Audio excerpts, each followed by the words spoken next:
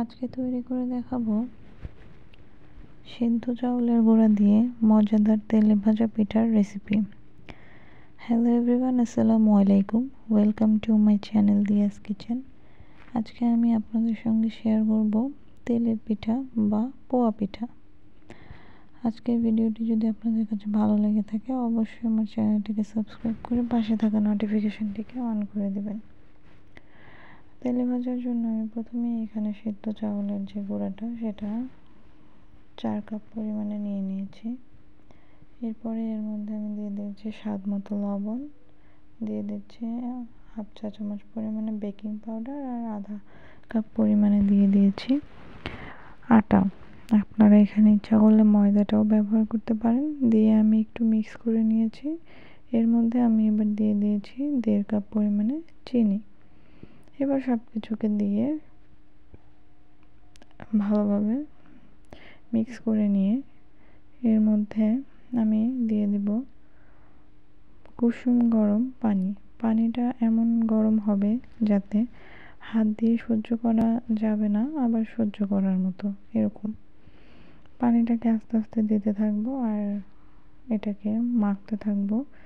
মনে রাখবেন এই মিক্সটা আপনারা যত সময় নিয়ে করতে পারবেন পিঠাটা তত সুন্দর, সফট আর ফুলকো হবে।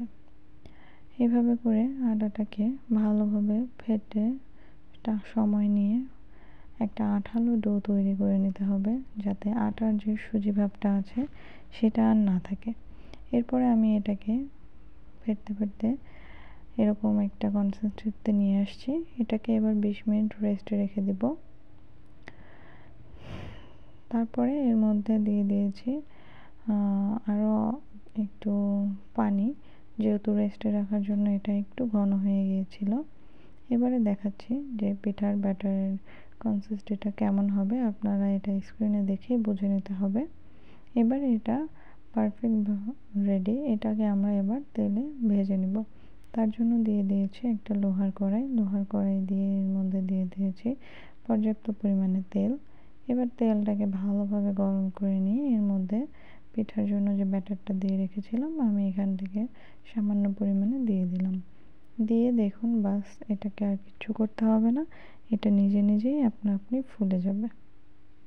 তো আপনারা যদি এইভাবে করে বাসায় চাউলের গুঁড়াটা যদি না থাকে, আতপ চাউলের গুঁড়াটা, আপনারা এভাবে ভাতের চাউলের ভিজিয়ে এটাকে গুঁড়ো করে নিয়ে এই মজাদার রেসিপিটি আপনারা বাসায় তৈরি করে নিতে পারবেন। তাহলে একদম নো ফেল, কোনো আটা নষ্ট হবে না। একবার দেখাতে আপনারা এই রেসিপিটা খুব সহজে বাসাতে বানিয়ে নিতে পারবেন। তো দেখতে পাচ্ছেন আমি কিভাবে পিঠাগুলোকে ভেজে নিচ্ছি। এভাবে করে আমি সবগুলো পিঠা ভেজে নিব। আমার সবগুলো পিঠা ভেজে নেওয়া হয়ে গেছে। দেখুন পিঠাগুলো কি পরিমাণে সফট হয়েছে, দেখেই বুঝতে পারছেন, আর এটা খুব মজাদার। সো আজকের আমার এই রেসিপিটি যদি আপনাদের কাছে ভালো লেগে থাকে অবশ্যই আমার ভিডিওটিতে বেশি বেশি করে লাইক, কমেন্ট, শেয়ার করে দিবেন।